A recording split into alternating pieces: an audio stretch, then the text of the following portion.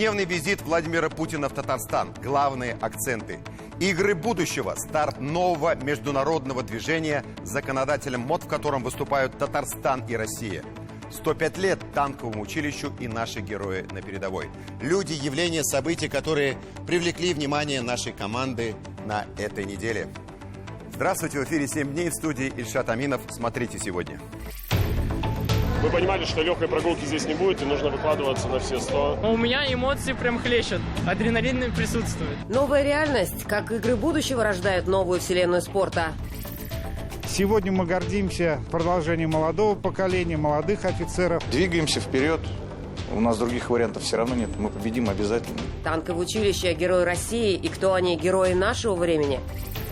Заходили на позиции, попали под обстрел, вытаскивал раненых товарищей. Дети, племянники увидят, будут знать, что у них дядька был на войне, награду получал. Медаль ордена за заслуги перед Республикой Татарстан. Награждение на передовой и специальный репортаж «7 дней». Начнем программу сакральных смыслов визита президента России Владимира Путина в Татарстан. Для этого нам нужно вспомнить, как происходило именоречение нового стратегического ракетоносца Ту-160М, построенного на Казанском авиационном заводе. В Татарстане находимся. Назовем его Ментимир Шаймиев.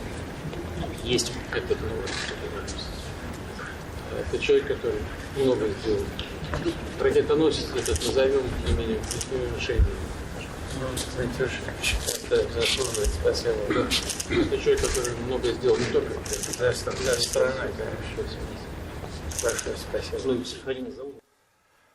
Президент России Владимир Путин в ходе осмотра новых самолетов предложил новый стратегический ракетоносец назвать в честь Шаймиева, так как Ментимир Шарипович очень много сделал для сохранения и строительства новой Российской Федерации.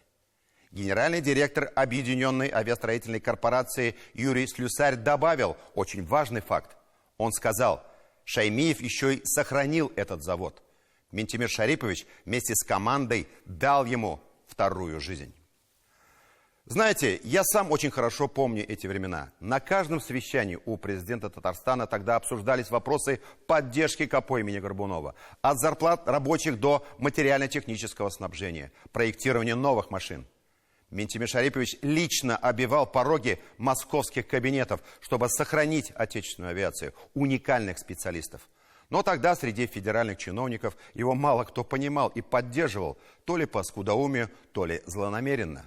Скажу прямо, мы сохранили уникальный завод только за счет усилий Татарстана и, что греха таить, за счет бюджета. Теперь время для важнейшего для страны предприятия, благодаря поддержке президента страны Владимира Путина, пришло. Но сакральный смысл события не в этом. Как известно, находясь в Казани, президент России Владимир Путин совершил полет на стратегическом бомбардировщике «Илья Муромец». Теперь рядом с этой машиной, Ильей Муромцем, будет летать стратегический ракетоносец Ментимир Шаймиев.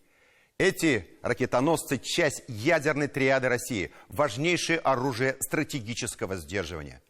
Напомню, Илья Муромец, как известно, главный герой русской мифологии, возглавивший оборону Древней Руси. Теперь рядом с ним будет защищать рубежи России татарский железный батыр Ментимир Шаймиев. Взгляните по-новому на картину Васнецова. И это символ нового времени, нашего российского государства. Не думаю, что кто-то рискнет выступить против союза этих двух богатырей. И еще на один момент я хочу обратить ваше внимание. Как известно, на открытие международного кибертурнира «Игры будущего» в Казань приехали президенты Белоруссии, Казахстана, Кыргызстана, Узбекистана, Таджикистана и Республики Сербской. Кстати, интересно, президент России на открытии игр выступил в роли заправского журналиста и лично передавал микрофоны для выступления высоким гостям, подчеркивая тем самым уважение к дружественным лидерам и единство наших стран. Давайте послушаем небольшие отрывки выступления президента Казахстана Касым-Жомарт Токаева и президента Узбекистана Шавката Мирзиёева. Құрметті Ресейдің президенті Владимир Владимирович, ең алдымен сізге үлкен ризашылығымды білдіргім келеді. бұл ойын бірегей ойын. Дүние жүзінде бұндай ойын жоқ. Сондықтан баршаңызға сәттілік тілеймін. Келесі ойын Қазақстанда өткізейік.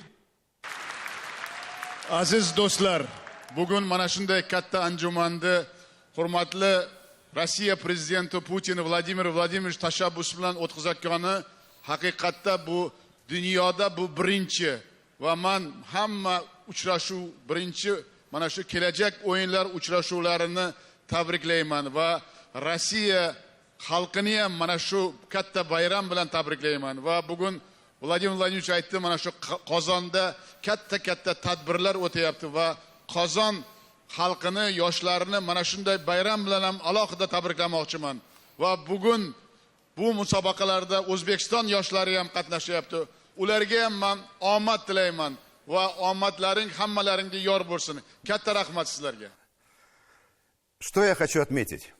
Мы, татары, понимаем эти языки. Узбекский вообще прекрасно. Встречи президента моего сердца Рустама Минниханова с лидерами этих стран, приехавшими на игры будущего на этой неделе, еще раз подтвердили, что Татарстан играет весомую роль в налаживании прочных связей России с нашими ближайшими соседями и мусульманским миром в целом. Когда раньше в своих программах я неоднократно призывал учить татарский язык и прогнозировал наступление нового миропорядка, где татарский язык будет нужен, надо мной, мягко говоря, некоторые недалекие коллеги посмеивались. Типа, где миропорядок и где татарский язык. И вот новый миропорядок наступил. Запад отгораживается от нас стеной. Россия, поверьте, надолго развернулась на юг и на восток. Сегодня очень нужны полилингвальные специалисты. Я уже не хочу обращаться к тем родителям, которые закоренели в своем невежестве, и к ярым противникам изучения татарского языка в наших школах. Я хочу обратиться к детям. Учите языки, учите в том числе татарский язык, и будете успешны, будете конкурентоспособны.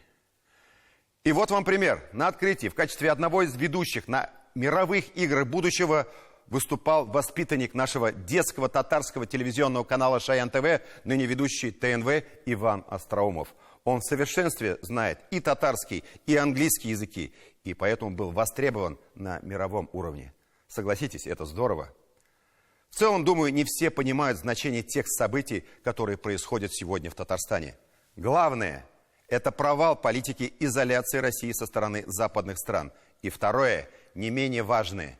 Именно в Татарстане в феврале 2024 года человечество пыталось смоделировать, хоть и приблизительно, образ цифрового будущего и место в нем человека, который может превратиться или в придаток глобальной информационной системы, или творца новой жизни. И то, что президент России Владимир Путин лично открыл этот международный турнир и пробыл в Татарстане целых 2 дня, только подчеркивает важность этого уникального события. И, конечно, лидирующее положение Республики Татарстан в нашей стране. Тимур Бекмурзин продолжит тему.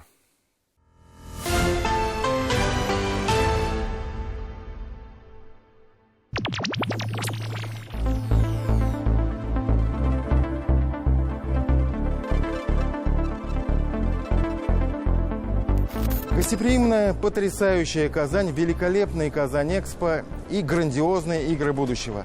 Несмотря на колоссальный опыт Республики Татарстан и Казани в плане проведения международных и самых статусных мероприятий, такого у нас еще не было, и в плане грандиозности в том числе. Как-никак принимаем мы около 2000 спортсменов, 20 тысяч аккредитованных лиц. Среди почетных гостей главы государств, президент России Владимир Владимирович Путин. Но игры будущего – это еще и новый формат игр, как здесь принято говорить, на стыке технологий и реального спорта. Но совершенно точно это новое международное движение, с законодателем МОД которого выступает Россия. И начинается все это в Казани.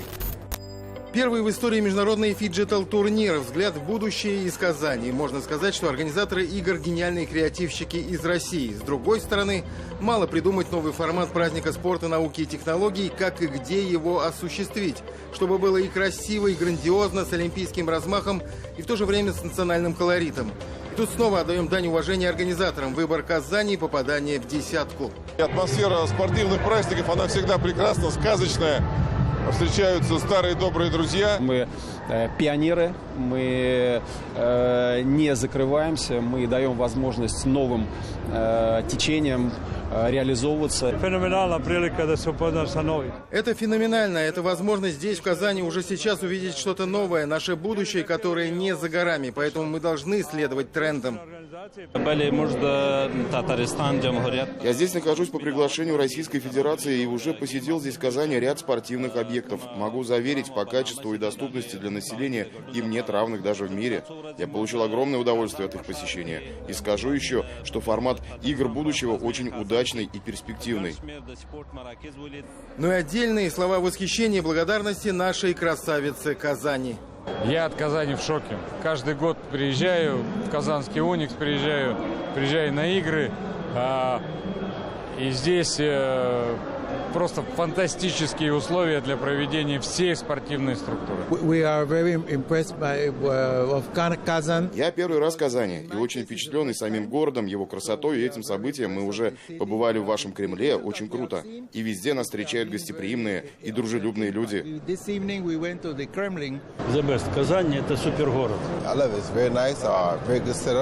Мне все нравится. Все люди стараются сделать это событие максимально впечатляющим. И да, Казань очень красивый город.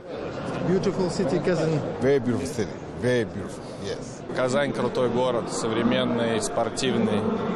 Поэтому сюда всегда приятно приезжать, очень доброжелательные люди. Но организация на высшем уровне. Этот город, как и весь Татарстан, в полной мере соответствует содержанию, духу игр будущего. Самобытный, многонациональный, богатый культурами разных народов, он свято хранит наследие предков. И при этом всегда открыт новому, смело берется за самые сложные, новаторские проекты и блестяще их выполняет. Спортивная сфера – один из примеров. В добрый час провозгласил Владимир Путин, и я не знаю, была ли это домашняя заготовка от организаторов или, что видится более правдоподобным, гениальная импровизация от российского президента, но его идея сразу после своего выступления передать слово коллегам-президентам из других стран, выступавшим на родных языках, вызвала настоящий восторг на трибунах. Наперед у будущему, сябры!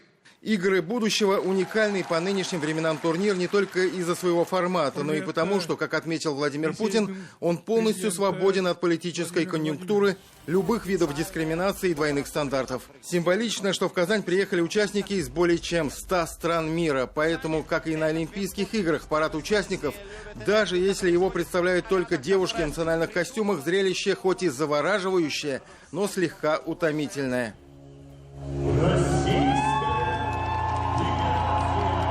Зато во всем остальном церемония открытия смотрелась на одном дыхании. Увлекательное и одновременно полезное путешествие в Казань будущего вместе с главными героями представления. С демонстрацией всех высокотехнологичных достижений в самых разных областях, от транспорта до космоса, от медицины до образования, с групповым танцем робо-собак. Боже, синхронный танец. Это вообще уникальная история. И разговорами с виртуальными конфуциями Софьей Ковалевской и Николой Теслой. Мы видим многое, но не замечаем главного. В чем задумка, как я ее понял? Для успеха в многополярном свободном мире человеку нужна гармония физического совершенства и высокого интеллекта. Поэтому закономерно, что идея объединить классический и киберспорт была рождена в России. При этом наша страна остается одной из ведущих мировых спортивных держав. И что принципиально важно, в спорте для нас нет государств и спортсменов из недружественных стран. По определению, поэтому и на церемонии открытия, и на площадках соревнований царит атмосфера дружелюбия и открытости. Участие в церемонии открытия игр будущего, пожалуй, самая приятная часть визита Владимира Путина в Казань. Помимо этого была и другая, более чем насыщенная программа пребывания. И начиналась она с визита на Казанский авиазавод. Казанский авиационный завод и стратегический, и уникальный. Здесь производят и гражданские и среднемагистральные самолеты Ту-214, и знаменитые ракетоносцы Ту-160, основа воздушной ядерной триады России. Владимир Путин осмотрел 4 модернизированных «Белых лебедя», так иногда называют эти красавцы-самолеты. Модернизированный Ту-160М прямо сейчас проходит приемку Министерства обороны. Ну и по характеристикам мы, собственно, выходим на большую дальность, большую боевую нагрузку, до 50 лет, значит, увеличим срок службы. В дальней авиации принято давать ракетоносцам имена выдающихся людей или былинных героев, как было с одной из машин, получившей имя Илья Муромец. Владимир Путин замечает, что один из самолетов без названия, и идея появилась сама собой. Назовем его Мертимир Шамиль. Есть этот новый. Ныне государственный советник, а многие годы руководитель Татарстана Ментимер Шаймиев, несмотря на преклонный возраст, до сих пор бодр и активен. Важное обсуждение настоящего и будущего республики сегодня невозможно представить без его мудрых советов и пожеланий. Вот и во время совещания в Казанском Кремле Владимира Путина с Рустамом Миннихановым президент страны лично попросил Ментимера Шариповича присоединиться к разговору. После теплых объятий и короткого приветствия перешли к более официальной части встречи. Владимир Путин дал старт строительству Центра научно-исследовательских и опытно-конструкторских работ Сибура. Центр в Казани призван стать главным институтом и объединить работу имеющихся 9 научных центров нефтехимической компании, которые занимаются самыми разными разработками и исследованиями. Прошу вас дать разрешение на погружение первой сваи, тестовой сваи, в основу того центра, который докладывал вам. Конечно. Спасибо. В 2025 году мы запускаем, группа Сибур запускает крупный комплекс Этилен-600. Это столько же этилена, сколько мы производим в Нижнекамске и его производные. Очень неплохо работает завод по минеральным удобрениям. Более 1 миллиона тонн минеральных удобрений. Извини, пожалуйста, Рустам. Смотри, у вас обрабатывающий сектор вырос. Наш центр долгожданный, один из самых крупных в России. Перинатальный центр при 7-й городской больнице Казани не только долгожданный и крайне востребован, а еще один из самых больших в стране. Он рассчитан на 8 тысяч родов ежегодно. Суперсовременный, оснащенный самым передовым отечественным и зарубежным оборудованием, в том числе здесь есть и так называемые умные палаты. Центр, где смогут получать уход и лечение новорожденные даже с серьезными патологиями здоровья. У нас исторически низкий уровень детской смертности. Исторически низкий. А в Татарстане ниже, чем по стране в целом. Это здорово, это хороший результат. Что вам и всем вашим коллегам по России особые слова благодарности, вам успехов. Это не единственный, я так понимаю, перинатальный центр. Это вот последний, который последний. Вот я вас поздравляю с этим событием и желаю вам всего самого доброго. Поздравления принимал в этот день и Владимир Вавилов, уже второй хоспис в Казани, построенный под его кураторством на средства республики и частные пожертвования. Первый хоспис построил частный, сейчас второй. Значит, это 800 с лишним миллионов, 8 тысяч квадратных метров. Условия для родителей, чьи дети будут там. Но и самое главное, в современных условиях там будут оказывать помощь тем, кто вернулся из СВО.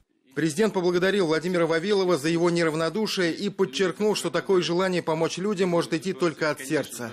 Вам доверяет, и это о многом говорит, отметил Владимир Путин.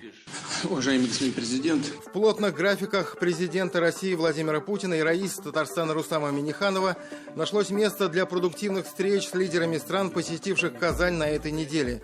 С президентами Белоруссии и Казахстана, Таджикистана и Кыргызстана, узбекским лидером Шавкатом Мирзиёевым и президентом Сербской Республики Милорадом Додиком. Но и на этом миссия Владимира Путина в Казани не закончилась. Президент России вернулся на взлетную полосу Казанского авиазавода и совершил полет на стратегическом ракетоносце, который занял примерно полчаса. Как позже сказал Владимир Путин, техника отличная и готова к приему вооруженной силы страны. А еще позже Владимир Владимирович пересел за руль КАМАЗа вместе с вице-премьером Маратом Хуснуллиным. Он прибыл в многофункциональную зону дорожного сервиса, где начинается трасса М-12 «Восток». Главе государства рассказали о быстром развитии дороги и всей дорожной инфраструктуры рядом с ней, одном из самых масштабных проектов страны. Всю жизнь мечтал когда ездил в 90-е годы на КАМАЗе по всей стране, сесть на хорошей дороге, на хорошей машине. О том, что с президентом даже не мечтал. И вот пошло. Представляете? Тимур Бекмурзин и Булат Абдульманов. 7 дней. Это то, что запоминается на всю жизнь. Спасибо, Владимирович. А теперь о самих играх. И они были не менее впечатляющими, чем церемония открытия. Эти дни Казань стала точкой притяжения всего мира. И мы, конечно, это сделали, как уже делали не раз, с толком, шиком и нашим национальным гостеприимством. Организацию на площадках отметили не только иностранные делегации, но и спортсмены, и болельщики, и просто зрители. Вот что сказал об этом президент страны на встрече с Рустамом Миннихановым. Хотел вас поблагодарить за помощь в организации вчерашнего мероприятия. Оно все это как раз продолжается, имея в виду спортивные события. Оно на высоком очень уровне сделано. Ну, как обычно в Татарстане получается. Вы умеете это делать, но это мероприятие, конечно, не республиканского, даже не национального, а международного уровня. Спасибо за ваши гостей. Они очень довольны. Вот утром проводили уважаемого президента Таджикистана.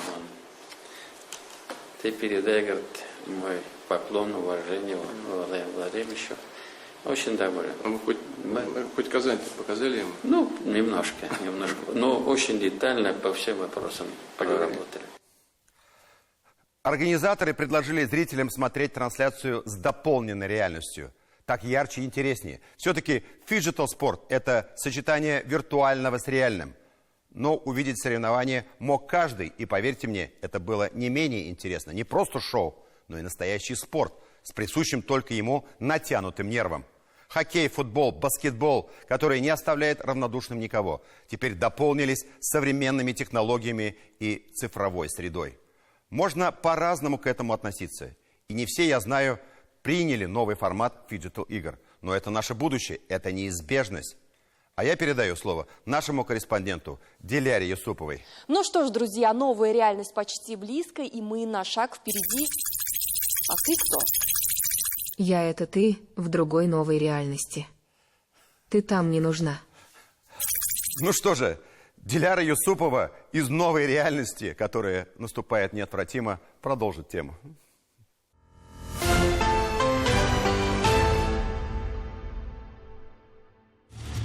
Прямо сейчас за джойстиками. Сейчас необходимо болельщикам на трибуну. В новую реальность мы пока входим со старыми привычками. Фиджитал-хоккей полон болельщиков классического привычного хоккея. Вот он шарф, фанатские кричалки и громкие возгласы «Гол». У меня эмоции прям хлещут, адреналин присутствует. У меня нет слова просто. Очень-очень красивое место здесь. Я очень рад, потому что вот что мы вместе. Я приехала из Астаны поболеть за своих друзей из Cyber Team Борис. Я специально выделила время, отпросилась с работы. Я буду здесь всю неделю. И очень надеюсь, очень надеюсь, что моя любимая команда победит. Цвета Акбарса. Вот я не мог прийти на хоккей в других цветах, в силу того, что болею за наш любимый клуб. Среди зрителей много детей и молодежи. Поколение будущего наступило, и они здесь на своем месте. Старой гвардии чуть сложнее. Теперь комментировать трансляцию надо в духе новых трендов.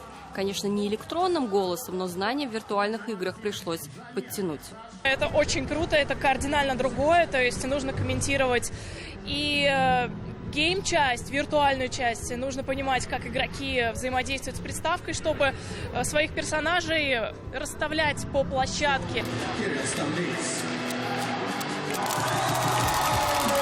Первый матч именно хоккей собрал полные залы. Удивительно, но даже на киберэтапе, где, казалось бы, все происходит лишь на экране, зал не мог усидеть на месте. Команда Baltic Select, сформированная из представителей Прибалтики, в этот раз обыграла мексиканскую. Я очень расстроился, я думал, что я могу сыграть лучше, но я переоценил свои возможности. Нужно быть более усердным и упрямым в следующий раз.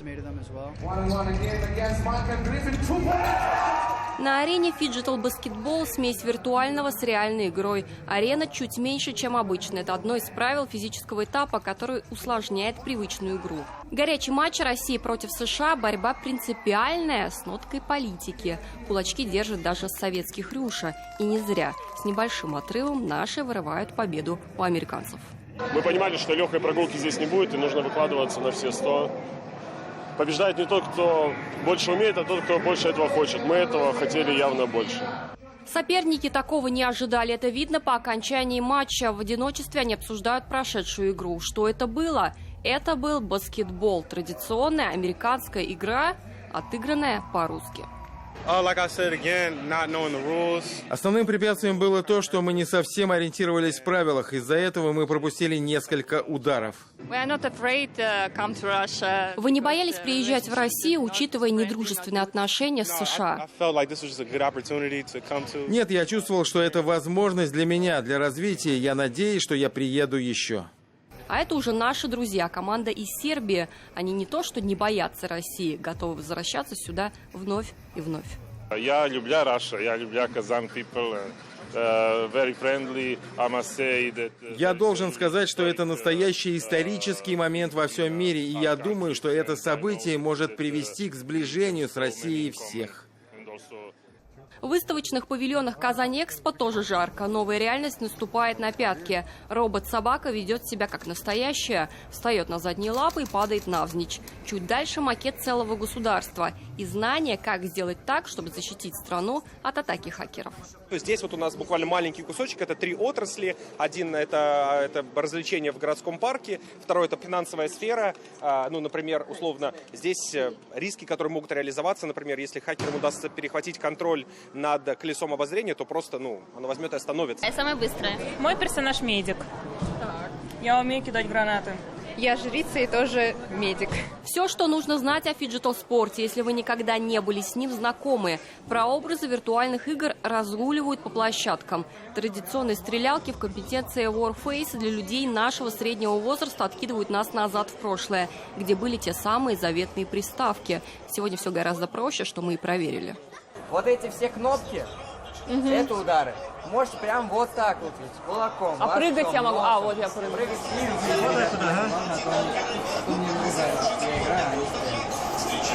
От теории перейдем к практике. Самая зрелищная компетенция – трехмерный тактический бой в обиходе лазертаг. На мне специальный жилет с датчиками, который увеличивает площадь поражений. Вот такое тяжелое инновационное ружье с лазерными пулями. У атакующей стороны всего 3 минуты, чтобы победить соперника.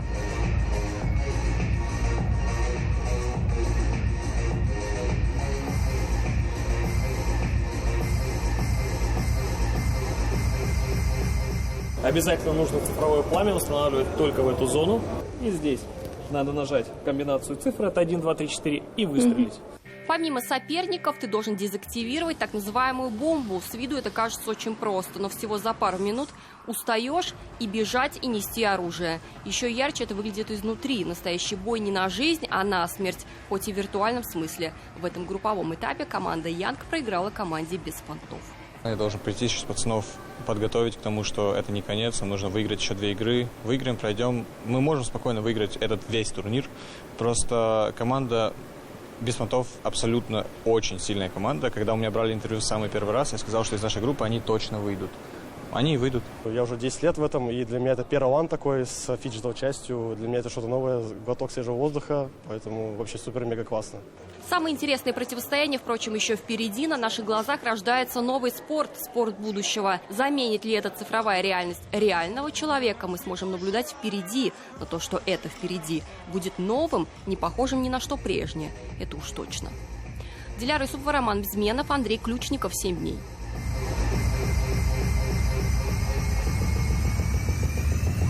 Находясь в Казани, президент России Владимир Владимирович Путин не обошел вниманием еще одно значимое событие.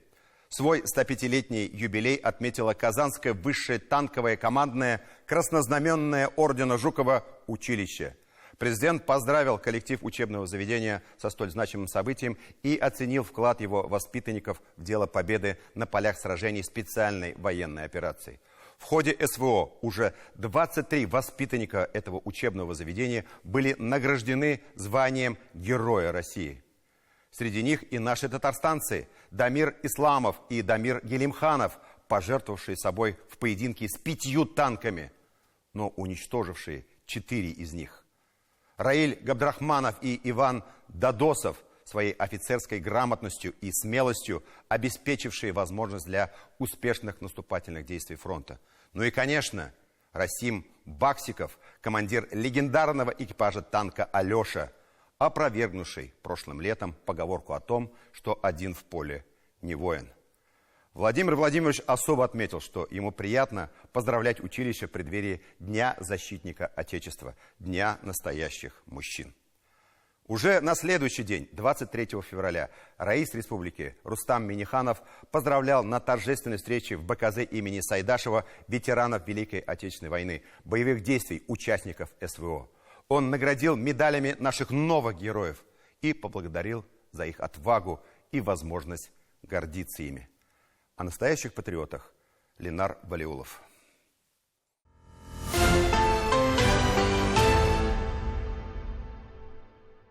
Пусть поддерживают наши ШОН-ЦВТ, пусть поддерживают. Скажи, танк вывели из строя один. Это легендарный бой нашего земляка Расима Баксикова. Его экипаж с позывным «Алеша-1» остановил колонну противника. Наш откатывается, наш... Уже здесь, в Казани, именно он в прямом эфире напомнил о 105-летнем юбилее родного танкового училища. Училища подобного рода, как в Казани, они являются основой для кадрового становления офицерского состава всей Российской Федерации. Ваши выпускники проявляют себя самым наилучшим образом в ходе боевой работы в специальной военной операции. И я, конечно, с удовольствием поздравляю всех преподавателей, курсантов, выпускников этого училища. Я хочу связать свою дальнейшую жизнь с военной деятельностью. Училище за эти годы выпустило из своих стен 1000 высококлассных офицеров.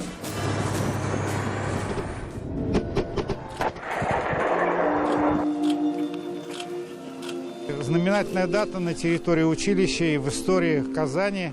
Сегодня празднуем 105-ю годовщину момента родного училища.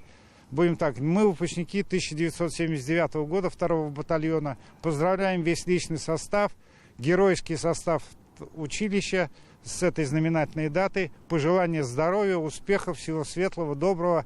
Выпускники училища 1979-го запомнят этот год, ведь именно тогда советские войска были введены в Афганистан по приглашению его правительства для выполнения интернационального долга. Среди них были и совсем еще юные танкисты из Казани. Сегодня мы гордимся славными традициями продолжения молодого поколения, молодых офицеров, которые участвуют в боевых действиях. Пожелания вернуться живыми и вернуться с победой. За годы существования училище воспитало 74 героя Советского Союза. 23 выпускника были удостоены звания Героя России с начала специальной военной операции. Тысячи будущих офицеров и сержантов стали участниками тех или иных военных конфликтов, с которыми нашей стране приходилось сталкиваться. Выпускники прошлых лет даже завидуют тому, что есть у курсантов в обучении сегодня. Мы все можем сказать, что учили лучше нас. Ну, это как положено. Профессиональный уровень очень высок. Но сейчас, конечно, более подкованные в техническом плане люди. У нас было немножко попроще, но мы это догоняли в войсках. Техническая оснащенность, материальная база намного более современная. Готовят ребят классно. Мы поддерживаем отношения с нынешними действующими офицерами нашими. Честно говоря, гордость берет за наших выпускников. Каждый офицер-танкист сегодня выпускник Казанского училища. Оно осталось единственным на всю страну. Потому Казань можно смело называть столицей танковых войск России. Значение, роль танкового училища сегодня и роль танков в современной войне, она была и есть и будет. Поэтому вы выбрали очень правильную специальность, правильную, вы выбрали самое главное служить Отечеству. Вот это самое главное. И сегодня мы настолько видим, насколько востребованы выпускники нашего Казанского училища. И именно в Казань для получения новых знаний и офицерских званий приезжают те, кто на практике в бою изучили азы танкового дела. Среди них экипаж машины боевой, который уже показал героизм в зоне специальной военной операции. Им еще нет и 25. Воспитывал их и посоветовал поступать сюда выпускник Казанского высшего командного краснознаменного ордена Жукова танкового училища, герой России Руслан Курбанов. За ребят я очень рад, очень горд, что целый экипаж у меня в данный момент обучается в моем же родном училище.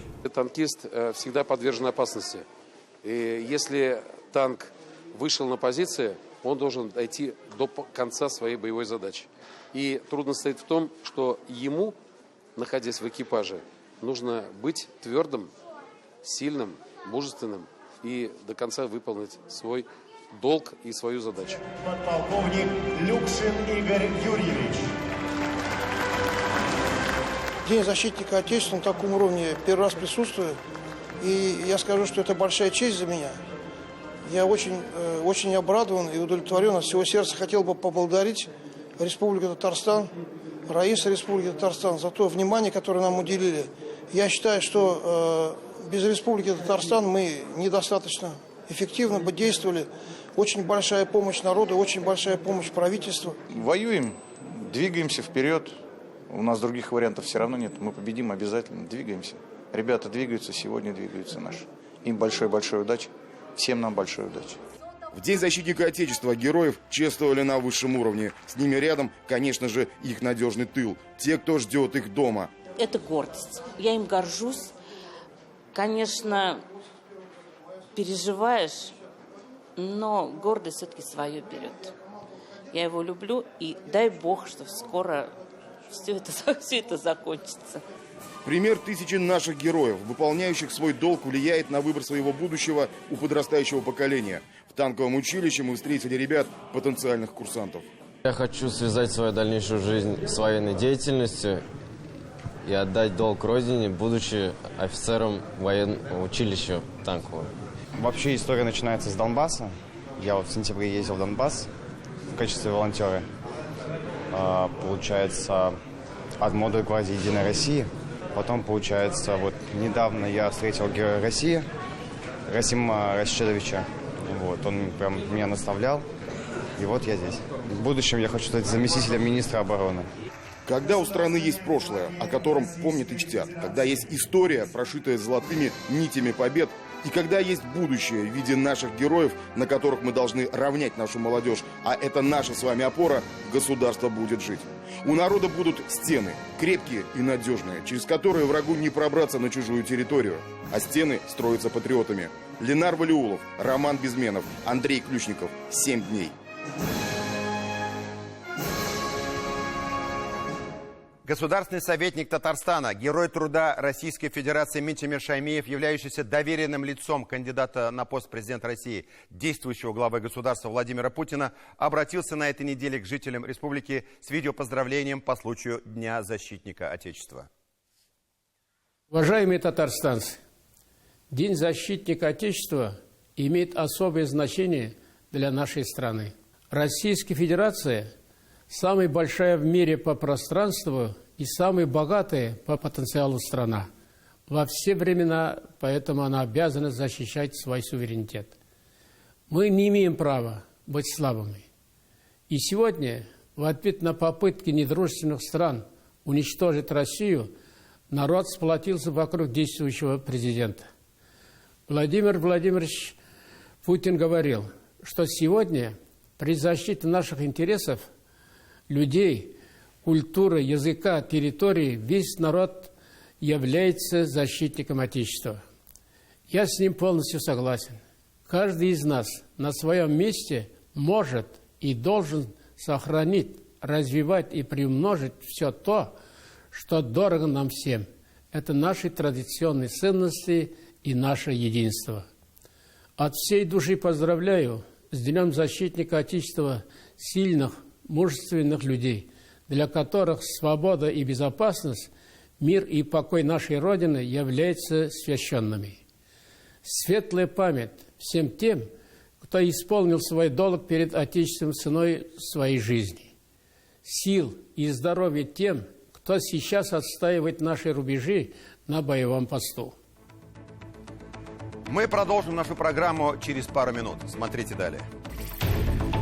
Заходили на позиции, попали под обстрел Бутанского района товарищей. Дети, племянники увидят, будут знать, что у них дядька был на войне. Награду получал. Медаль ордена за заслуги перед Республикой Татарстан. Награждение на передовой и специальный репортаж 7 дней.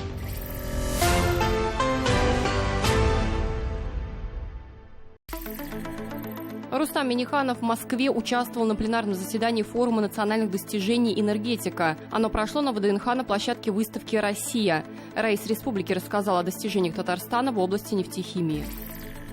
Фарида Мухаммедшина избрали председателем Ассамблеи народов Татарстана. Такое решение приняли на 6-й отчетно-выборной конференции Ассамблеи. Здесь подвели итоги работы за 3 года. Следующие игры будущего готовы провести Арабские Эмираты. Об этом на встрече с Рустамом Миннихановым сообщил министр образования, председатель Главного управления по спорту этой страны Ахмад Бельхуль Аль-Фласи. Он прибыл в Казань на открытие игр. Рустам Минниханов встретился с первым вице-президентом Зимбабве Константино Чивенга. Он прибыл в Россию для участия в мероприятиях игр будущего. Зимбабве – надежный союзник России на африканском континенте. В казанских вузах обучаются 9 студентов из Зимбабве.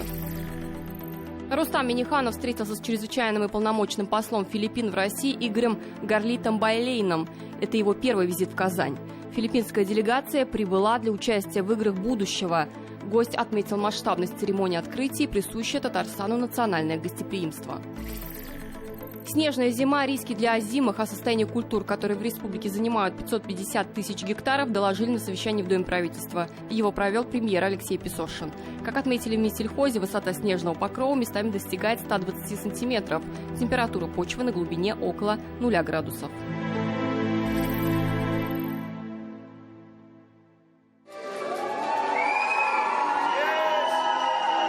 Встречали как олимпийских чемпионов, позже скажет бронзовый призер спартакиады, известная наша лыжница Анастасия Доценко. Для понимающих в лыжном спорте людей именно такой особенно теплый и радостный прием как раз неудивителен.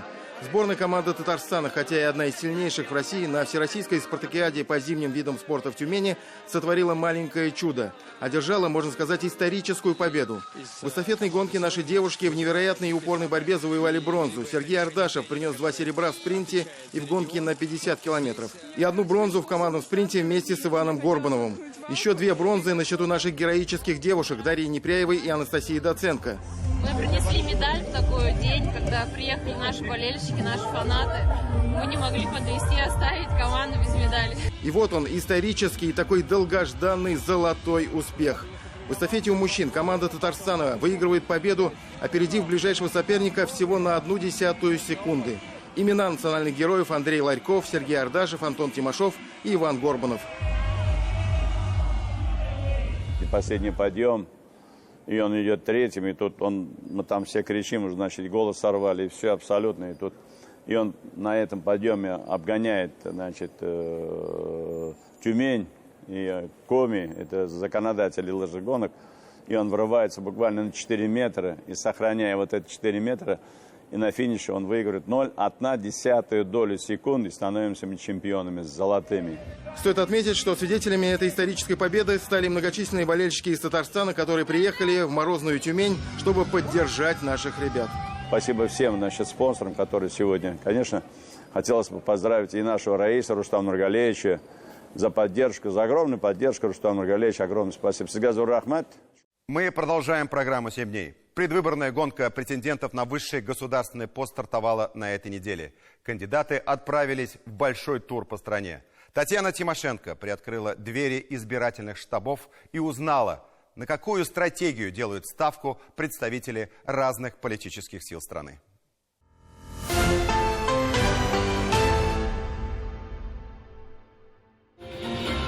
Работаем в Здравствуйте. Это совместное агитационное мероприятие. Кандидаты на главный пост в стране выходят на агитационный марафон длиной почти в месяц. Но пока что в теледебатах при распределенном бесплатном времени принимает участие только доверенное лицо действующего президента.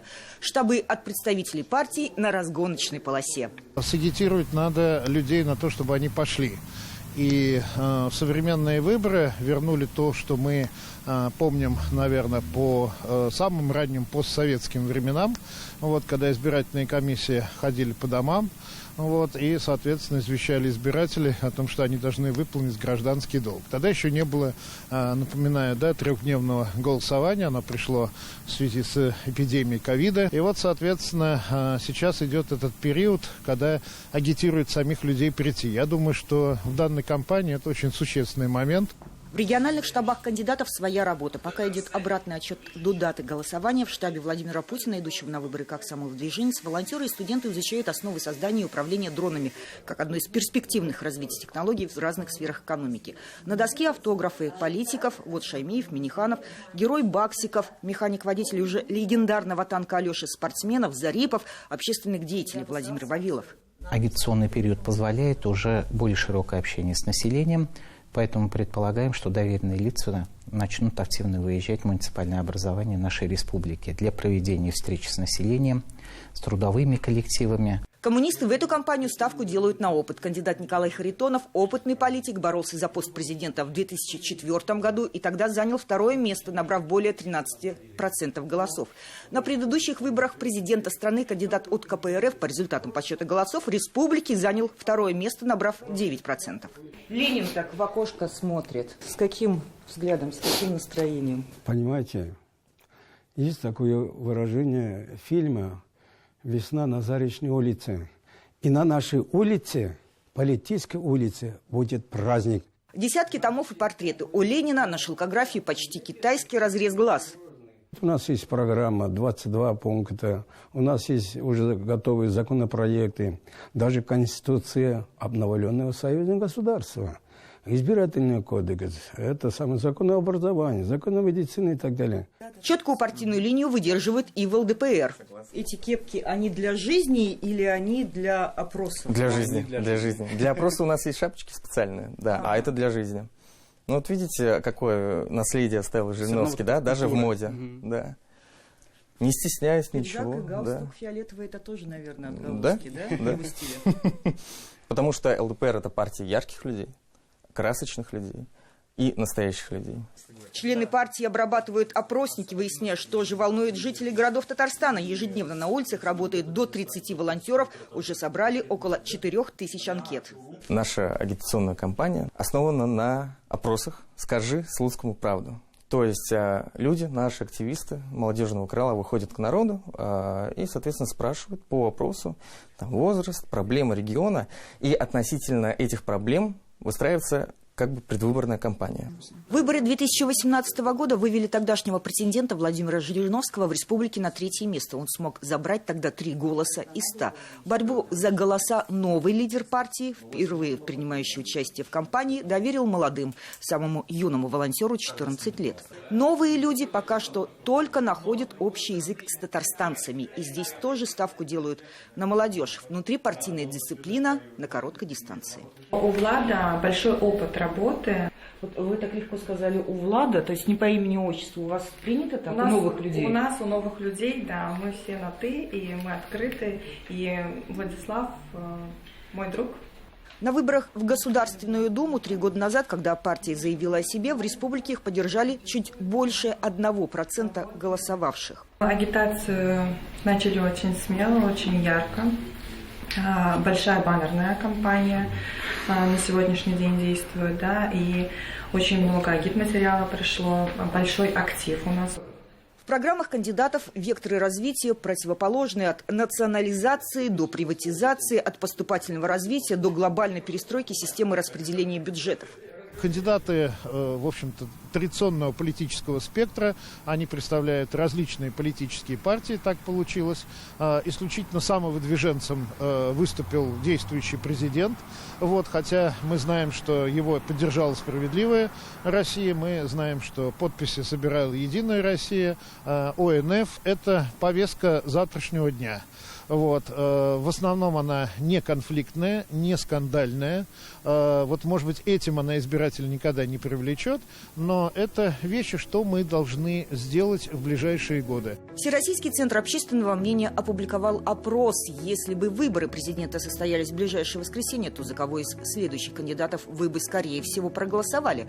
Результаты по неделям меняются. У Владимира Путина цифры растут. Борьба за второе место, несмотря на огромный отрыв от лидера, остается все же интересной, учитывая статистическую погрешность при проведении соцопросов в 2,5%, что для замыкающей тройки может быть совсем неутешительно. Уже сейчас 63% опрошенных заявляют, что точно придут на выборы президента страны.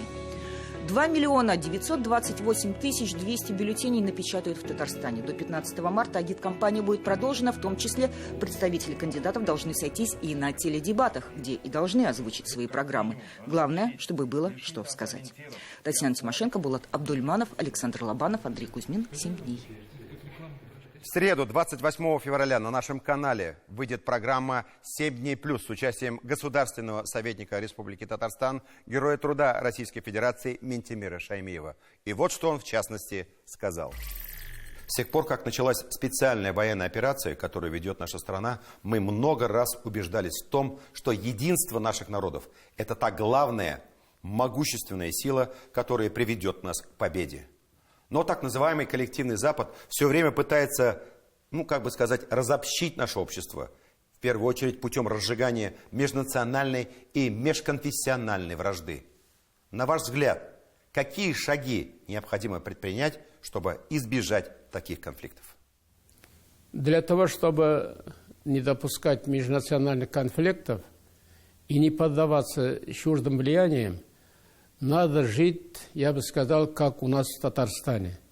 То есть основой своего развития осознанно выбрать взаимоуважение и согласие между народами. И быть очень внимательным к интересам и чаяниям народов, живущих рядом. Не упускать, не замалчивать, а выслушать и решать их проблемы, касающиеся сохранения родных языков, традиций и культуры. Непрерывно вести межнациональный и межкультурный диалог, браться за такие дела, которые объединяют. К примеру, наш подход одновременного воссоздания мусульманских и православных святынь проверен временем. Мы давно убедились, что это верное направление. Главное – людям по душе. Одним указом главы республики у нас было принято решение о строительстве в Кремле мечети Куль-Шариф и реставрации Благовещенского собора. Затем также и о возрождении Болгарии и Свияжска. В последующем и о создании Болгарской исламской академии и воссоздании собора Казанской иконы Божьей Матери. Реализации данных проектов весьма положительно сказались на укреплении межрелигиозного и межнационального согласия в нашей республике. Они сплотили нас. Никто не разделился по религиозному признаку. Наоборот, мы пришли к соработничеству, то есть все сделали вместе.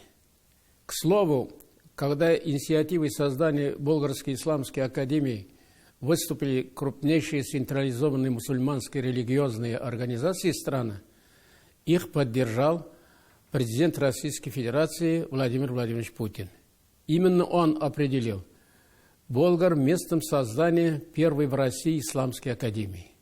Он тогда отметил, важно, чтобы мусульманская молодежь воспитывалась на традиционных исламских ценностях, чтобы пресекались попытки навязать чуждые нам мировоззренческие установки, которые не имеют ничего общего с подлинным исламом. Это еще один пример того, как нужно действовать в многонациональной стране. Да, мы разные, но у нас много общего. И Родина у нас одна – Российская Федерация со своими уникальным путем развития, основанным на наших традиционных ценностях – патриотизме, взаимовыручке и взаимоуважении, любви и семье, что присуще каждой национальности, живущей в Российской Федерации. Внешние силы пытаются лишить нас всего этого, навязав чуждые нашему обществу взгляда. Ответить на эти действия мы можем только единством мыслей, слов и действий. День 23 февраля теперь тоже праздник со слезами на глазах.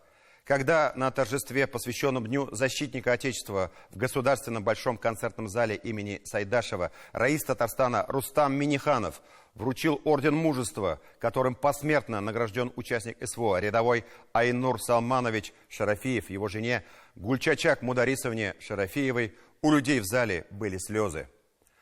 Скажу по себе, к этому невозможно привыкнуть. Погибают молодые, талантливые ребята, истинные патриоты своей Родины. Стойкости и мужества близким, здоровья и удачи всем, кто сейчас на передовой. Незадолго до Дня защитника Отечества делегация в составе представителей правительства Татарстана и съемочной группы канала ТНВ нашей программы доставила в зону СВО и вручила государственные награды военнослужащим из нашей республики, которые продолжают исполнять свой долг перед Родиной. Специальный репортаж Зуфара Давлетшина и Булата Абдульманова с передовой.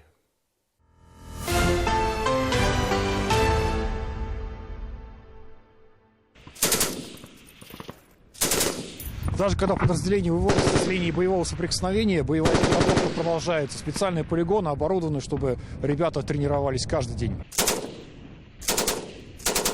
Здесь и те, кто уже побывал в серьезных боях, и те, кто относительно недавно подписал контракт и решил посвятить себя военной службе.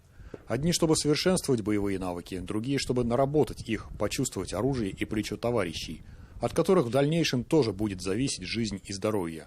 Один за всех и все за одного. Здесь не просто фраза из кино. Все друг друга понимаем уже. Уже как бы не первый год вместе. Уже друг друга как сплоченность. Уже можно без слов понимаем друг друга. Миномет, танк, ну вот это. Все это видали. Все это проходили, знаем, когда ложиться, там, скоординировать и так далее. Сильно бояться не надо. Всем страшно.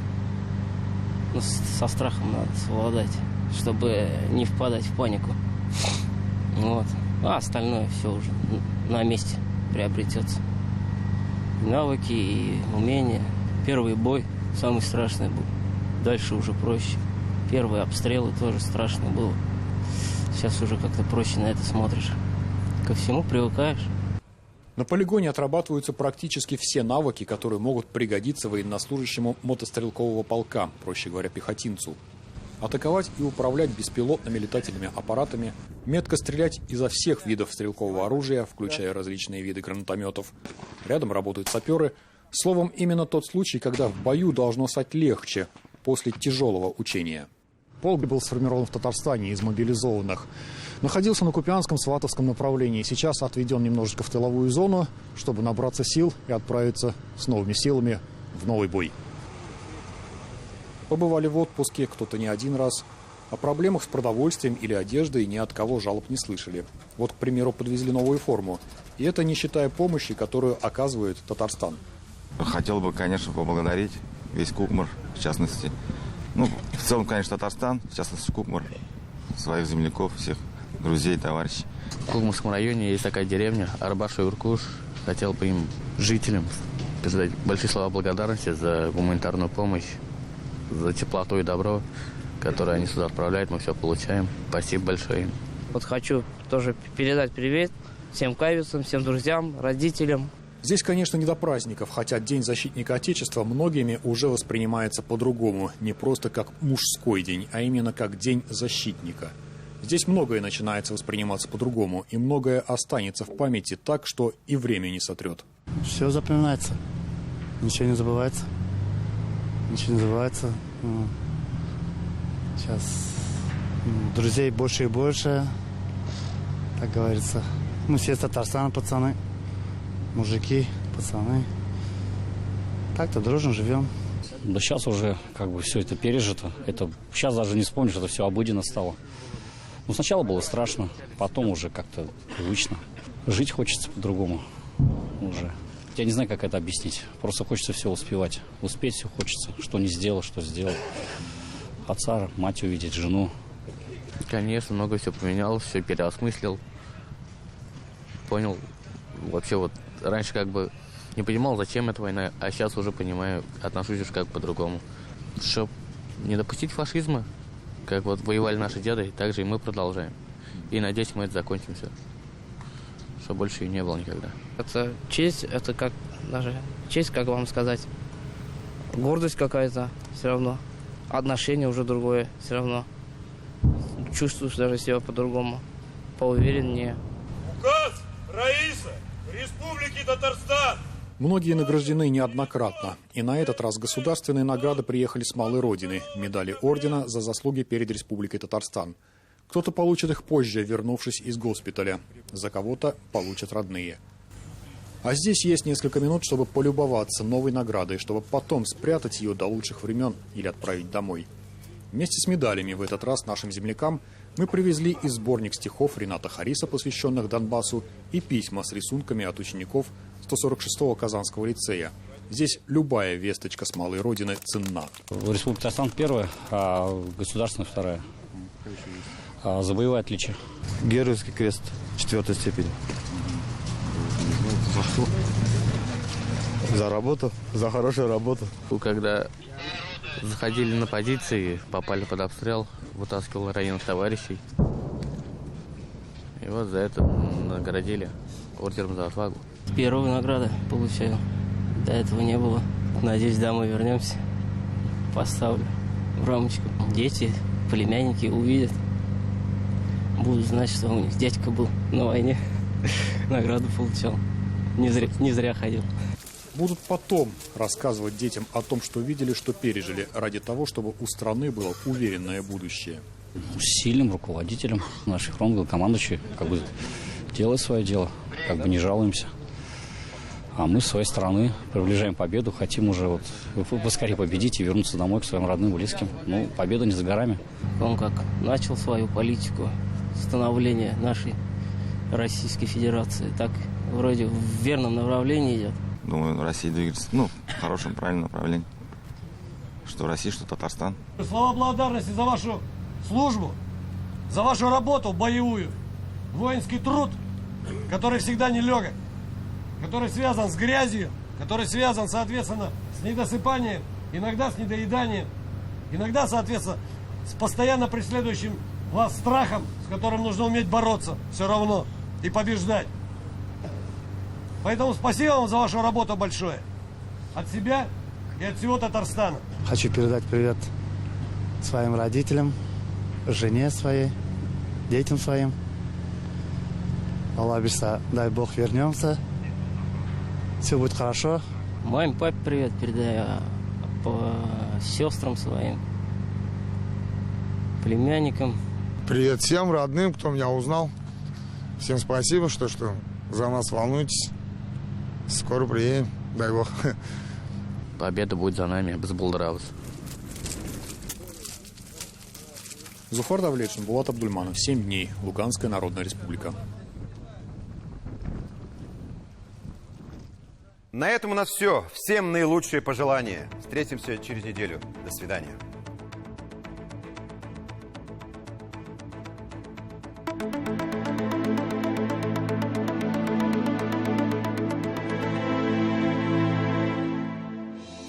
Здравствуйте, Исянмисис. На следующей неделе в Татарстане морозы отступят, температура поднимется. Сейчас подробнее. По данным сервиса Яндекс.Погода, на северо-востоке Татарстана днем температура будет подниматься от 5 до 2-3, а далее до 0 минус 1 градуса. Ночью сначала 13-10, дальше 7-9 и к выходным 3-4. В понедельник еще будет проглядывать солнце, затем небо затянется облаками. Снег обещают только в выходные.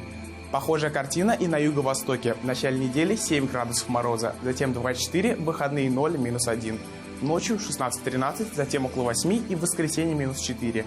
В первый день недели переменная облачность, все остальные дни тучи. Осадки прогнозируют только в субботу и воскресенье.